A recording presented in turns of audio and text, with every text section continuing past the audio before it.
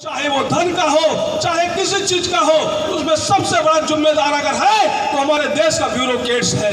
क्योंकि अगर सीबीआई में बैठा है तो आईएएस बैठा है, अगर इनकम टैक्स में बैठा है तो आईआरएस बैठा है, अगर जिले में भी चुनाव अधिकारी होता है मेन तो वो आईएएस होता है। तो हमारे देश का जो ये लोकतंत्र है इसको सबसे ज्यादा बर्बाद करने में हमारे देश के ब्यूरोक्रेट्स का हाथ है। मेरे दोस्तों, मेरे साथियों, तो जब तक हमारे देश का नेता के साथ साथ ब्यूरोक्रेट्स का विरोध नहीं होगा तब तक हमारा देश नहीं सुधरेगा।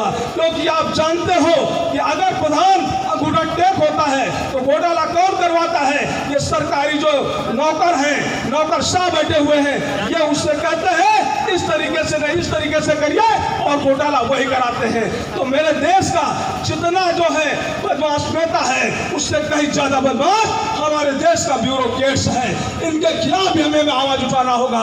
चाहे वो किसी जात धर्म समुदाय का ब्यूरोक्रेट्स हो, उसके खिलाफ आवाज उठानी होगी। क्योंकि ईवीएम मशीन अगर घोटाला हो रहा है तो कहीं ना कहीं नेता के साथ ब्यूरोक्रेट्स जिम्मेदार होगा, और ब्यूरोक्रेट्स को बताना होगा कि अगर इस तरीके से आप मनमानी करोगे तो सरकार के साथ साथ आपके ऊपर भी शिकंजा जनता कसेगी और आपको भी भागने का रास्ता नहीं मिलेगा।